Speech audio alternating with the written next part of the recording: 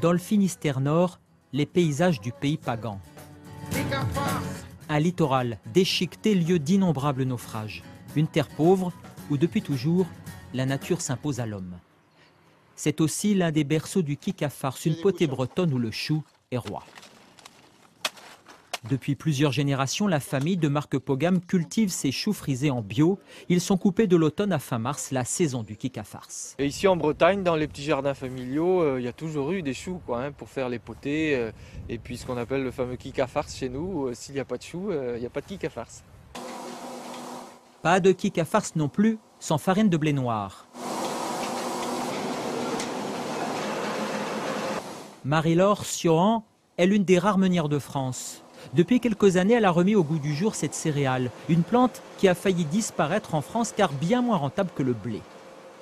Donc là, vous voyez, c'est la graine de blé noir, la petite graine bretonne, la harpe noire, la variété harpe noire que l'on travaille.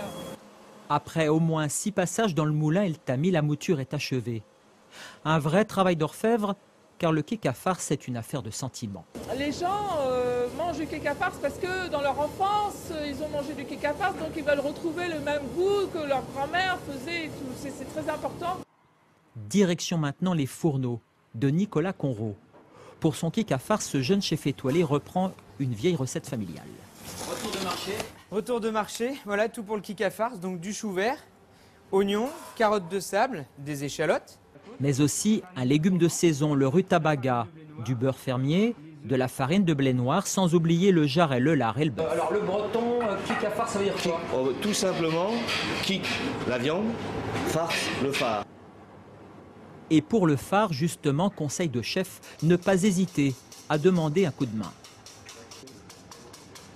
C'est toujours des moments agréables pour apprendre, pour transmettre justement ces recettes anciennes. C'est important de les passer en bon moment familial. Pour la pâte, mélangez les œufs, la farine, le lait, la crème, une pincée de sel, puis trouvez la bonne texture. C'est bon. Soulève ton fouet, voir Nicolas. Soulève. Il manque encore. Ah non. On n'est pas loin. On est bien, hein. On est bien.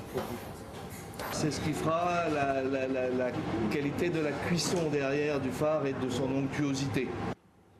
Une pâte enfermée ensuite dans un sac de toile, puis plongée dans l'eau froide. Avec les légumes et la viande, une cuisson à petit bouillon pendant 3 heures environ. Largement le temps pour un petit détour par le musée local, car en Finistère, le kikafars appartient au patrimoine culturel. Le kikafars, c'était plutôt le plat du pauvre, donc la famille le faisait le dimanche. Et ensuite, on avait encore tous les légumes pour toute la semaine. Ça sent bon ça. Dans la marmite, la viande, les légumes et le phare offrent une odeur compotée. Dernière étape enfin pour respecter la tradition, le blé noir qu'il faut émietter.